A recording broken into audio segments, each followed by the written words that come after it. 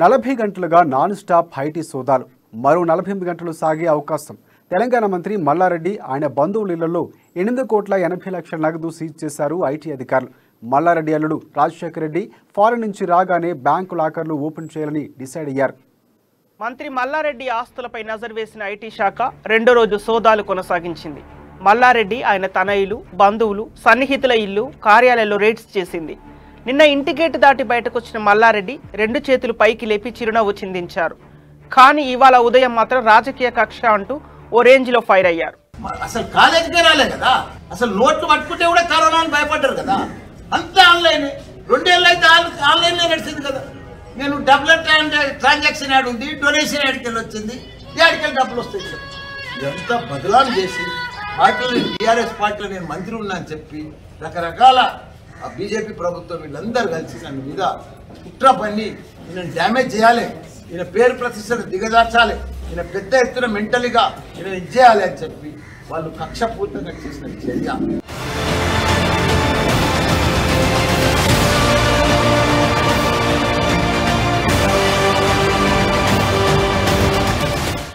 అస్వస్థకు గురైన మల్లారెడ్డి తనయుడు మహేందర్ రెడ్డి, అల్లుడు ప్రవీణ్ రెడ్డిలు ఆసుపత్రిలో చేరారు.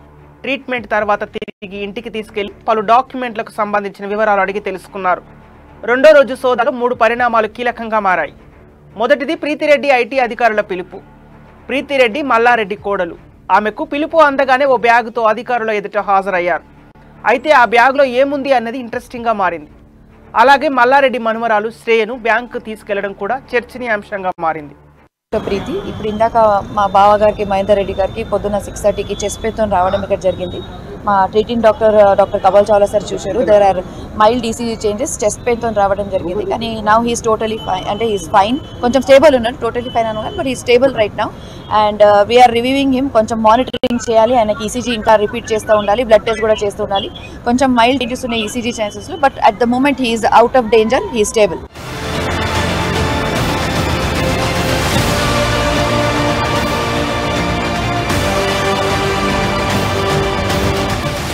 ఇక రెండోది సంతోష్ రెడ్డి ఇంట్లో ఐటీ అధికారులు విస్తృతంగా సోదాలు జరిపారు.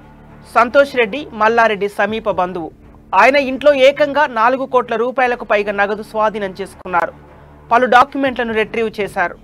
వాటిలో ఏముంది అనేది సస్పెన్షన్గా మారింది. సంతోష్ రెడ్డి మల్లారెడ్డికి అత్యంత కీలకమైన వ్యక్తి. ఫ్యామిలీకి సంబంధించిన రియల్ ఎస్టేట్ భూముల కొనుగోలు వ్యవహారాలను ఆయనే చూస్తారు. మల్లారెడ్డి కాలేజీలు, ఆర్థిక వ్యవహారాల్లోనూ అసిస్టెంట్గా పనిచేస్తున్నారు ఆయన. అయిందండి, పొద్దున వచ్చిండ్రు, సాయంత్రం వెళ్ళిపోయిండ్రు. వాళ్ళు అడిగిండ్రు ఈ లెక్క ఏంది, ఈ పత్రం ఏంది అని అడిగిండ్రు, వెళ్ళిపోయిండ్రు.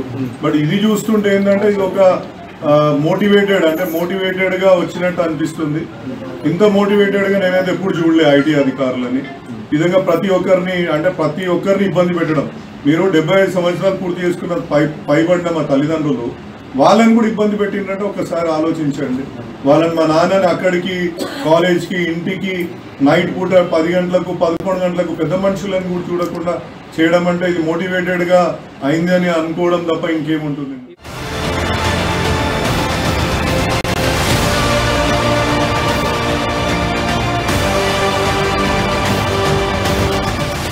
ఫైనల్గా మూడోది ప్రవీణ్ ఇంట్లో సోదాలు.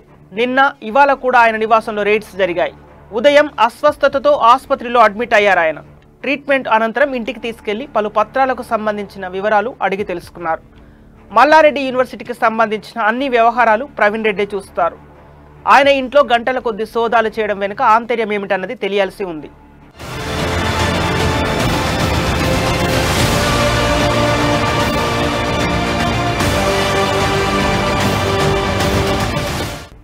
ఐటీ అటాక్స్లో ఇప్పటిదాకా 8.80 కోట్లకు పైగా రూపాయల నగదు దొరికింది.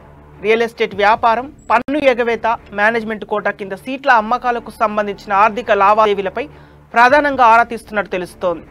విరామం లేకుండా కొనసాగుతున్న సోదాలు ఎప్పుడు ముగుస్తాయన్న చర్చ మాత్రం పొలిటికల్ సర్కిల్స్ని ఊపేస్తుంది.